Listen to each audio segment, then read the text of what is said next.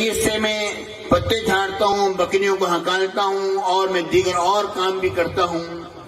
یہ میرا صاحب آپ نے بات کو لمبا کیا، حالانکہ آپ تو کلیم اللہ ہیں اور آپ کو تو بار بار ہم کلامی کا شرف نصیب ہوتا رہا ہے، لیکن آپ نے بھی اس بات کو چاہا کہ ذرا میں بات کو لمبا کر دوں، تو میری تو آپ کی بارگاہ میں ایک مرتبہ حاضری ہوئی ہے، پتہ نہیں اس کے بعد حاضری ہوگی بھی یا نہیں ہوگی، تو میری بھی تو دل کی کوئی خواہش ہے میرا بھی تو کلام تھوڑا کلیم اللہ سے لمبا ہو جائے۔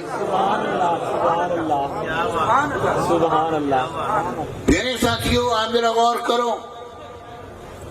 میرے آقا کا یہ فرمان عالی کہ میری امت کی علماء بنی اسرائیل کے انبیاء کی مانند ہیں، اس کا مقصد جو ہے اور بے شمار مقاصد ہوں گے، بے شمار مطالب ہوں گے، اس میں ایک مقصد اور ایک مطلب پیش کرتا ہوں۔ وہ یہ ہے کہ پہلے زمانے میں جب بنی اسرائیل کے انبیاء آیا کرتے تھے تو ان کے علماء، ان کے احبار اور رہبان جو ہیں، ان کو اس چیز کی اجازت نہیں ہوا کرتی تھی کہ وہ کوئی اجتہاد کریں، نئے معاملات پیدا ہوں تو اس کے اندر کوئی اپنی رائے زنی کریں، ایسا معاملہ کریں، ان کو اس چیز کا اختیار نہیں تھا، بلکہ ان کے بعد رب العالمین جو ایسے معاملات ہوتے تو ایک اور نبی کو بھیج دیا کرتا تھا جو کہ اجتہاد کیا کرتا تھا، یا وہ رب العالمین کی طرف سے پیغامات پہنچایا کرتا تھا کہ رب اس بارے میں یہ بات فرماتا ہے اور اس طرح سے ہے۔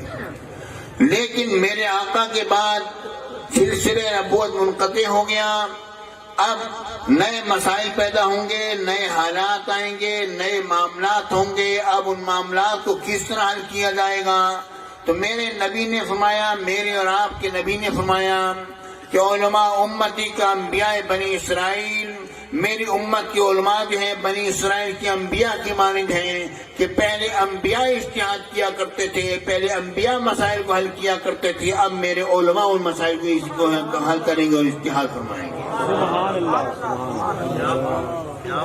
جب یہ بات سمجھ آ گئی، اب اس پر امام غزالی نے جو جواب جو دیا وہ جواب کس انداز پر دیا، اسی حدیث پاک کی وضاحت کرتے جواب دیا کہ حضور بات یہ ہے کہ میرے نبی نے جو یہ بات فرمائی کہ میرے امت کی علماء جو ہیں بنی اسرائیل کے انبیاء کی مانند ہیں، اس سے جو میں جو سمجھا ہوں وہ یہ ہے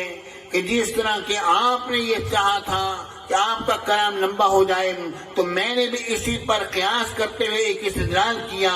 اور میں نے بھی اپنا اجتہاد کیا کہ میرا بھی کلام آپ سے لمبا ہو جائے، چونکہ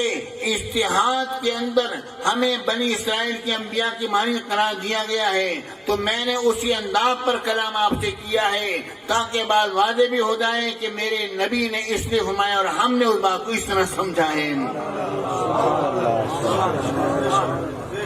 اور ایک اور بات بھی آپ ذہن میں رکھیے، ایک اور بات بھی ذہن میں رکھیے کہ ہر نبی جو ہے اس کی امتیوں میں اس کے نام کا کوئی فرد نہیں پایا گیا،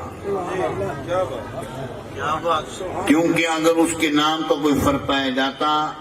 تو اس کی بات دوسرے کی بات شمار ہو جاتی، ٹھیک ہے نا جی؟ سمجھا بات نہیں آ رہی؟ بھائی کس نے کہا؟ ابراہیم نے کہا۔ کون تھے ابراہیم؟ ابراہیم علیہ السلام ایک ہی ہیں، دوسرے نہیں۔ موسیٰ نے فرمایا اگر کئی ہوتے تو کون تھے موسیٰ؟ مغالطہ ہو جاتا، چونکہ وہ بھی نبی اور نبوت کا سلسلہ منقطع تو ہوا نہیں تھا، تو اس لیے کسی نبی کے امتیوں میں اس کے نام کا دوسرا فرد نہیں پایا گیا۔ جب نہیں پایا گیا تو لیکن میرے آقا کے بعد اب سلسلے نبوت منقطع ہو گیا۔ اب امام غزالی یہ بات کرتے ہیں کہ حضور میرا نام محمد ہے، میرے باپ کا نام محمد ہے، میرے دادا کا نام محمد ہے، میرے نبی کا مقصد یہی ہے کہ پہلے زمانے میں انبیاء اجتہاد کرتے تھے اور کوئی اجتہاد کرنے کی کسی اور کو اجازت نہ تھی، لیکن اب سلسلہ نبوت منقطع ہو گیا، تبھی تو دیکھیے میرا نام بھی محمد آ گیا، میرے باپ کا نام بھی محمد ہے، میرے دادا کا نام بھی محمد ہے، اور اس کی وجہ یہ ہے کہ ہر ایک کو پتا ہے کہ اب نبی کوئی نہیں آئے گا، اجتہاد ہم ہی لوگوں نے کرنا ہے۔ نعرہ تکبیر، نعرہ رسالت، نعرہ خلافت۔ غزالی زمان، حضور غزالی زمان۔ اب اس میں ایک اور نقطہ بھی ہے، وہ یہ ہے کہ حضور ہم تو غلامان غلام محمد عربی ہیں، میں بھی حضور کا غلام ہوں، میرا باپ بھی حضور کا غلام تھا، میرے دادا بھی حضور کا غلام تھا۔ اور یہاں پر ایک اور نقطہ یہ بھی ہے کہ میرے آقا رسول اللہ صلی اللہ علیہ وآلہ وصحبہ وجمیع امت مبارک وسلم نے فرمایا، من کان لہ مولود، جس کے یہاں کوئی بچہ پیدا ہو، وسماہ محمدا، اور اس نے اس کا نام محمد رکھا،